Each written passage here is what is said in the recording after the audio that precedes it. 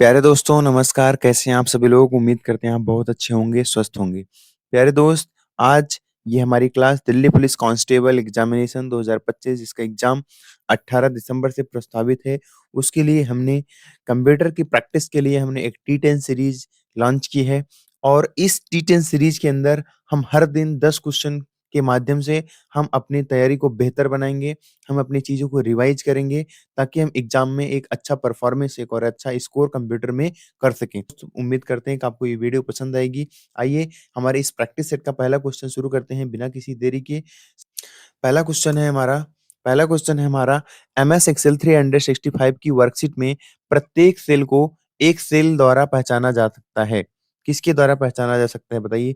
Colour के द्वारा पहचानते हैं, साइज़ के द्वारा पहचानते हैं, राउंडिंग के द्वारा पहचानते हैं या रेफ़रेंस के द्वारा पहचानते हैं।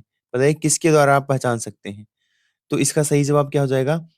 इसका सही जवाब आप सभी ने दे दिया होगा, क्या? रेफ़रेंस। किसके द्वारा हम पहचानते हैं? रेफ़रेंस के द्वारा हम पहचानते हैं। इसका सही जवाब क्या हो गया? रेफ़रेंस। आइए देखते हैं कि रेफ़रेंस कैसे बनता है। आप देखेंगे ये हमारी एक्सेल की सीट है, ये हमारी एक्सेल की सीट है। अभी हम इस समय A1 सेल पे हैं, कैसे जानें? चूँकि यहाँ पे देखेंगे आप नेम बॉक्स में लिखा गया है क्या? A1 क्या लिखा गया है? A1 अगर मैं अपना सेल पॉइंटर यहाँ से हटा कर के यहाँ कर लेता हूँ, जहाँ-जहाँ पे देख रहे हैं आप मेरा ग्रीन कलर का हो रहा है, उसका मतलब क्या है? वो हमारा सेल पॉइंटर है। तो यहाँ पे हम किस पे आ गए? D3 पे। अगर हम यहाँ पे रख लें तो क्या आ गए? F2 पे। इसका मतलब क्या है? ये हमारा सेल रेफ़रेंस है। ये हमारा क्या है? सेल रेफ़रेंस है। तो एक्सेल की शीट के अंदर हर एक सेल जो है अपने रेफ़रेंस के द्वारा जाना जाता है जिसको हम बोलते हैं सेल रेफ़रेंस। जिसको हम क्या बोलते हैं? सेल रेफ़रेंस और इसी को हम कभी-कभी सेल एड्रेस भी बोलते हैं। क्या बोलते हैं? सेल एड्रेस भी बोलते हैं। और एक चीज़ आप ध्यान रखिएगा यहाँ पे A, B, C, D, E, F ये जो दिए गए हैं, ये क्या हैं आपके? ये आपके हैं कॉलम। तो कभी भी एग्ज़ाम में पूछ ले कि एक्सेल के अंदर कॉलम को रिप्रेजेंट करने के लिए नंबर का यूज़ करते हैं या फिर हम अल्फ़ाबेट का यूज़ करते हैं। तो हमेशा ध्यान रखिएगा किसका यूज़ करते हैं? अल्फ़ाबेट का यूज़ करते हैं कॉलम को रिप्रेजेंट करने के लिए। लेकिन वहीं पे इसका उल्टा जब आपसे पूछ ले कि रो को हम किसके लिए रिप्रेजेंट करते हैं? तो रो जो है हमारा ये नंबर रिप्रेजेंट करती है। रो जो है ये क्या करती है? ये हमारा 1, 2, 3, 4, 5, 6, 7, 8 इस तरीके से ये नंबर में रिप्रेजेंट की जाती है। जब आपसे पूछे नंबर में क्या रिप्रेजेंट की जाती है, तब आप बताएँगे रो। जब आपसे पूछे अल्फ़ाबेट में क्या रिप्रेजेंट की जाती है, तब आप बताएँगे कॉलम। तब आप क्या बताएँगे? कॉलम। आगे चलते हैं अगले क्वेश्चंस पे। नीचे आपको इंग्लिश में भी दिया गया है, आप इंग्लिश में भी पढ़ सकते हैं। MS Excel 365 each cell in worksheet is identified by its cell reference. क्या हो जाएगा? It's a cell reference. आगे चलते हैं। माइक्रोसॉफ्ट ये हमारा दूसरा क्वेश्चन है। माइक्रोसॉफ्ट एक्सेल में कौन-सा विकल्प का उपयोग करके टेक्स्ट को एक सेल में कई पंक्तियों में प्रदर्शित किया जा सकता है? इसका मतलब समझ रहे हैं कि सेल एक ही रहेगी। सेल कितनी रहेगी? सेल एक ही रहेगी लेकिन पंक्तियाँ एक से अधिक बन जाए उसी सेल के अंदर। तो ये कौन-सा ऑप्शन है? मल्टी टेक्स्ट है, रैप टेक्स्ट है, रिच टेक्स्ट है या ऑटो टेक्स्ट है? बताइए फटाफट कौन-सा है? तो इसका सही जवाब क्या हो जाएगा? इसका सही जवाब हो जाएगा क्या? Wrap text. इसका सही जवाब क्या हो जाएगा? रैप टेक्स्ट इसका सही जवाब हो जाएगा। आइए देखते हैं कैसे। यहाँ पे मैं लिख रहा हूँ welcome welcome to my class. Welcome to my class. मैंने यहाँ पे एक स्टेटमेंट लिखा वेलकम टू माय क्लास। अब ये स्टेटमेंट हमारा ऐसा लग रहा है कि डी में चला गया। किस में चला गया? डी में चला गया, लेकिन एक्चुअली ये डी में गया नहीं है। ये है सी में ही। बस इसका जो विड्थ है, इस सेल का जो विड्थ है, ये ना फिट होने के कारण ये आपको ऐसा लग रहा है ये डी में चला गया है। तो अब इसी तरीके का कंटेंट हम क्या करेंगे, इसको जब हम रैप करेंगे, एक्सेल के अंदर एक ऑप्शन है रैप टेक्स्ट। क्या ऑप्शन है? रैप टेक्स्ट जो कि आपके क्वेश्चन में पूछा हुआ है। यही आपके क्वेश्चन में भी पूछा हुआ है।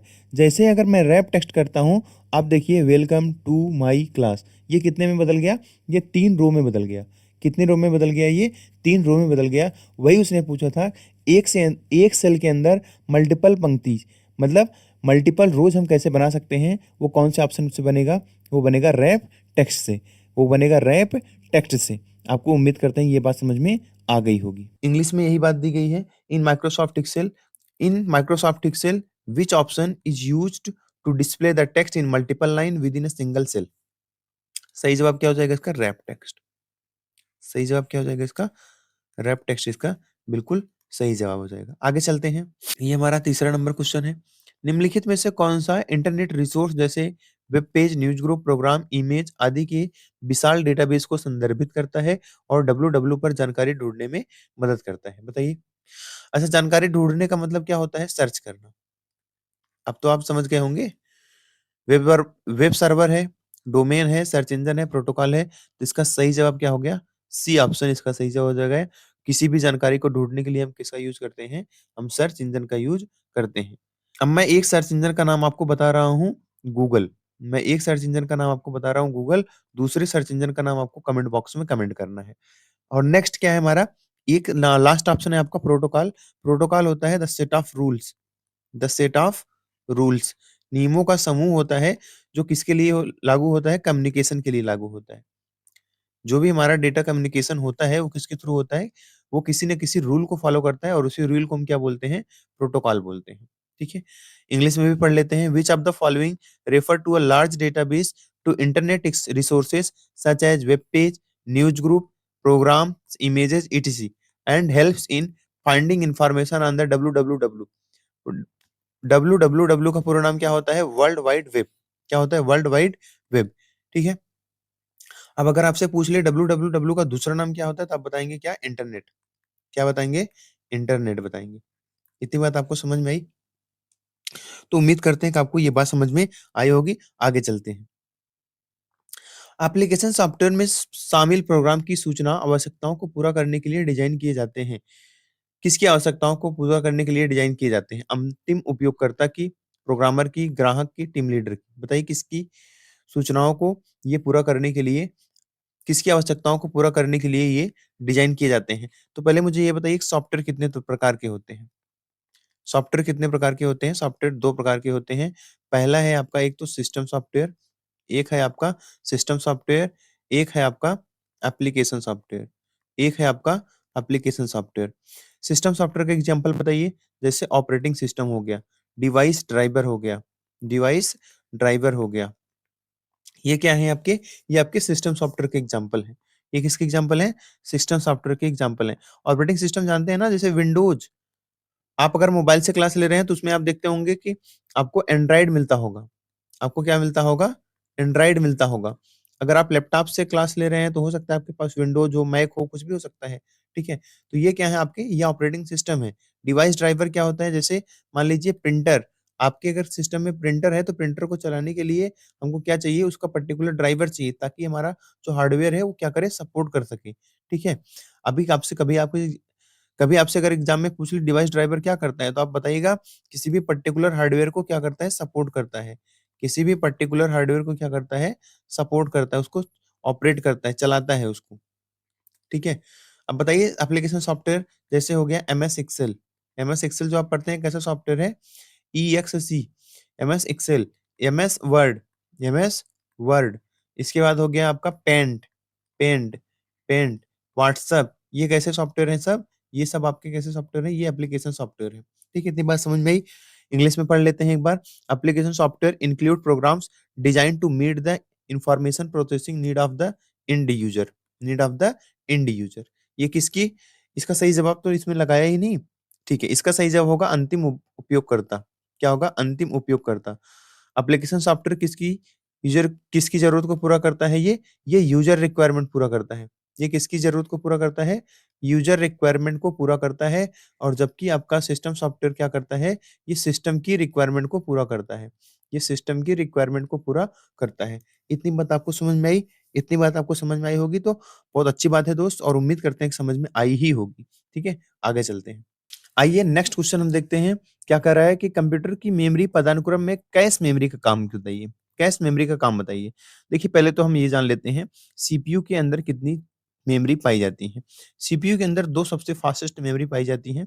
एक तो पाई जाती है दोस्त कैश और एक पाई जाती है रजिस्टर। एक क्या पाई जाती है? रजिस्टर पाई जाती है। ये जो कैश मेमोरी है, ये सीपीयू की सबसे फास्टेस्ट मेमोरी होती है और सबसे नियरेस्ट फास्टेस्ट मेमोरी होती है। सबसे नियरेस्ट फास्टेस्ट मेमोरी होती है। और अगर तेजी में पूछेगा कि कैश और रजिस्टर में सबसे ज़्यादा तेज़ कौन-सी है? तब तो आप रजिस्टर बताएँगे। सबसे फास्टेस्ट कौन हो जाएगी? रजिस्टर। लेकिन अगर पूछ ले कि सबसे नियरेस्ट मेमोरी कौन-सी है और जो फास्टेस्ट भी हो, सबसे नियरेस्ट और फास्टेस्ट कौन-सी है? सबसे नियरेस्ट और फास्टेस्ट है आपकी कैश मेमोरी। सबसे नज़दीक और सबसे तेज़ मेमोरी कौन-सी है? कैश मेमोरी है। ठीक है? तो इसका बी ऑप्शन इसका बिल्कुल सही जवाब हो जाएगा। अक्सर उपयोग किए जाने वाले डेटा को स्टोर करना ताकि सीपीयू उसे तेज़ी से एक्सेस कर सके। सीपीयू और डेटा के बीच में प्रवाह को नियंत्रित करना ना कंट्रोलिंग का काम इसका होता नहीं है, मैनेजमेंट का काम इसका होता नहीं है। इसमें दी गई है what is the function of cache memory in the computer memory hierarchy? To provide permanent storage गलत। To store frequently used data यही बिल्कुल सही जवाब है। यही इसका क्या है बिल्कुल सही जवाब है। ठीक है? ये ऑप्शन गलत, ये ऑप्शन गलत। आगे चलते हैं। आप माइक्रोसॉफ्ट वर्ड में किस टैब के द्वारा पेज ओरिएंटेशन बदल सकते हैं? आप माइक्रोसॉफ्ट वर्ड में किस टैब के द्वारा पेज ओरिएंटेशन बदल सकते हैं बताइए? किस टैब के द्वारा आप पेज ओरिएंटेशन को बदल सकते हैं? इंसर्ट के, पेज लेआउट के, रेफरेंस के या रिव्यू के? तो आप अपने मन से बताएँगे। हम आपको करके दिखा रहे हैं, आप अपने मन से बताइएगा। इसका जवाब आप खुद देंगे। आप खुद देख कर के बताएँगे कि ये किस टैब में है। अभी आप अगर इस पेज को देख पा रहे होंगे, ये हमारा माइक्रोसॉफ्ट वर्ड का आपका पेज खुला हुआ है। माइक्रोसॉफ्ट वर्ड का सॉफ्टवेयर खुला है जिसके अंदर हमारे क्या है, हमारा ये एक आपको पेज दिख रहा है। अब मैं आपसे अगर पूछूँ इस पेज की हाइट ज़्यादा है या फिर विड्थ ज़्यादा है? तो आप कहेंगे इसकी हाइट क्या है? ज़्यादा है।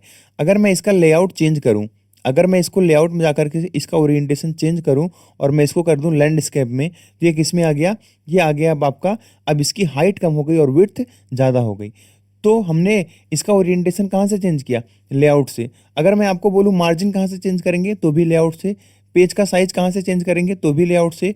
और अगर किसी भी कंटेंट को हमको कॉलम वाइज़ तोड़ना है, कॉलम वाइज़ लिखना है, तो हम कहाँ से करेंगे? वो भी लेआउट से करेंगे। तो उम्मीद करते हैं कि आपको एक साथ ये 4 ऑप्शन आपको याद हुए होंगे कि अगर ओरिएंटेशन पूछेगा तो भी लेआउट, साइज़ पूछेगा तो भी लेआउट, मार्जिन पूछेगा तो भी लेआउट और कॉलम पूछेगा तो भी लेआउट। और अदर कोई ब्रेक भी पूछ ले, जैसे page break, column break, line break, तो ये सारे ब्रेक किसके अंदर होंगे? लेआउट के अंदर ही होंगे। किसके अंदर होंगे? लेआउट के अंदर ही होंगे। उम्मीद करते हैं कि आपको ये भी समझ में आ गया होगा।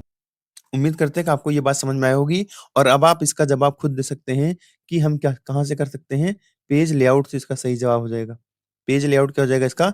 सही जवाब हो जाएगा। In Microsoft word page orientation can be changed through which tab? कौन-सा टैब है? ओरिएंटेशन हम पेज लेआउट के थ्रू चेंज कर सकते हैं। नेक्स्ट है एचटीएमएल का पूरा नाम क्या है? हाई ट्रांसफर मार्कअप लैंग्वेज नहीं, गलत है। हाइपर टेक्स्ट मार्कअप लैंग्वेज बिल्कुल 100% करेक्ट है। हाई टेक्स्ट बिल्कुल गलत। हिपर टेक्स्ट कुछ नहीं होता। लेकिन दोस्त अगर आपसे यहीं पे पूछ ले कि डीएचटीएमएल का पूरा नाम बता दो, डीएचटीएमएल का, तो याद रखना क्या होता है? डायनेमिक और उसके बाद आगे हाइपर टेक्स्ट मार्कअप लैंग्वेज आप जोड़ लीजिएगा, ठीक है? डी फॉर क्या हो जाएगा? डायनेमिक हो जाएगा। यहाँ पे भी आपका हाइपर टेक्स्ट मार्कअप लैंग्वेज। निम्नलिखित में से कौन-सा प्रोटोकॉल डोरा प्रक्रिया को फॉलो करता है और आईपी असाइन करता है? तो कौन-सा प्रोटोकॉल है आईपी असाइन करने का? इसको बोलते हैं हम डीएससीपी प्रोटोकॉल। इसको हम कौन-सा प्रोटोकॉल बोलते हैं? DSCP protocol. और जितने यहाँ पे दिए गए हैं, इन सब प्रोटोकॉल का पूरा नाम और इनका काम फटाफट जान लेते हैं। एसएमटीपी का पूरा नाम बताइए? Simple simple mail T for हम भूल गए हैं, आप बताइए? Protocol. Simple mail transfer protocol. Simple mail transfer protocol. इसका काम क्या होता है? Send the email. Send a email. Email को भेजने का काम किसका होता है? इसी का होता है। एफटीपी का काम क्या होता है? इसका पूरा नाम है फाइल ट्रांसफर प्रोटोकॉल। इसका पूरा नाम क्या है? File transfer protocol. File transfer protocol. इसका काम क्या होता है? टू डाउनलोड और अपलोड टू डाउनलोड और अपलोड डेटा या इमेजेस। फोटोज़ आप बोल सकते हैं। फोटो को जो हम फोटो मूवीज़ जो हम डाउनलोड अपलोड करते हैं, वो किस प्रोटोकॉल के थ्रू करते हैं? एफटीपी के। एसएनएमपी बताइए? इसका पूरा नाम होता है simple network management simple network management protocol. अब जो आपका सही जवाब हुआ था डीएचसीपी, इसका काम होता है किसी भी इंटरनेट के ऊपर किसी भी आपका जो डिवाइस होती है उसको आईपी असाइन करना। इंटरनेट के ऊपर जो आपकी डिवाइसेस होती हैं उसको क्या देना होता है? उसको आईपी असाइन करने का काम किसका होता है? डीएचसीपी का होता है और इसका पूरा नाम है यहाँ पे लिख दे रहा हूँ डीएचसीपी का डीएचसीपी का पूरा नाम यहाँ पे लिख दे रहा हूँ, इसका नाम होता है dynamic host configuration configuration protocol, dynamic host configuration protocol. इतनी बात आपको समझ में आई जी? इतनी बात समझ में आई? एसएनएमपी का पूरा नाम क्या होता है? ये नेटवर्क मैनेजमेंट प्रोटोकॉल है। ये कैसा प्रोटोकॉल है? नेटवर्क मैनेजमेंट प्रोटोकॉल है। डीएचसीपी का प्रोटोकॉल, डीएचसीपी का काम आप जानते हैं कि ये क्या करता है? इंटरनेट के ऊपर किसी भी डिवाइस को क्या देता है? आईपी अलॉट करता है। क्या अलॉट करता है? आईपी असाइन या अलॉट करता है, ठीक है? Which of the following is a computer high level programming language, इसमें से कंप्यूटर की हाई लेवल प्रोग्रामिंग लैंग्वेज कौन सी है? कह रहा है कोबोल है, पास्कल है, बेसिक है। हम तो भैया जानते हैं कि ये सब क्या है, ये सभी के सब क्या है, ये सब के सब क्या है, हमारे हाई लेवल लैंग्वेजेस हैं। ये क्या है? हाई लेवल लैंग्वेजेस है। अब मुझे आप बताइए कंप्यूटर लैंग्वेजेस कितनी तरह की होती हैं?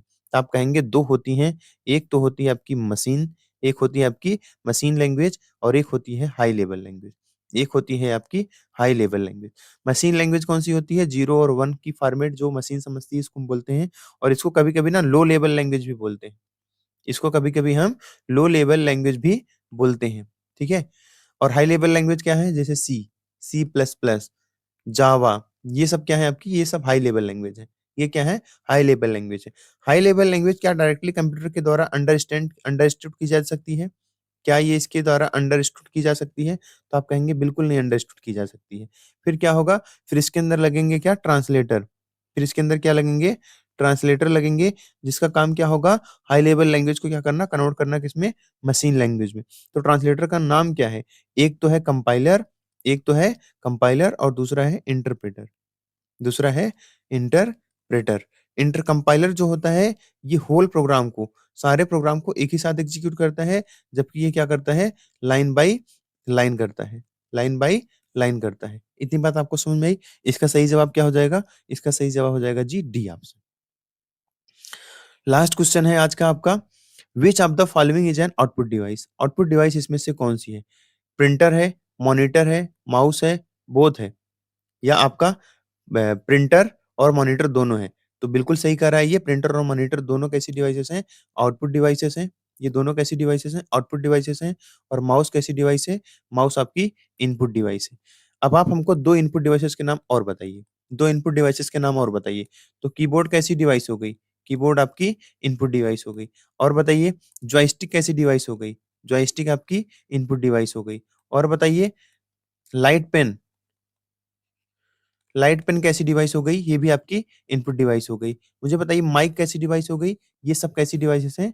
ये सब इनपुट डिवाइसेज़ हैं। कैसी डिवाइसेज़ हैं? इनपुट डिवाइसेज़ हैं। प्यारे दोस्त उम्मीद करते हैं कि आपको ये वीडियो पसंद आया होगा, और आपको ये वीडियो कैसा लगा आप कमेंट बॉक्स में ज़रूर बताइएगा। आगे हमको क्या-क्या चीज़ें और कर सकते हैं हम आपके लिए, वो आप कमेंट बॉक्स में ज़रूर बताइएगा। तो ख़्याल रखिए आप अपना, तैयारी में लगे रहिए दोस्त, वर्दी आपकी होगी। तो प्यारे साथियों जय हिंद, जय भारत।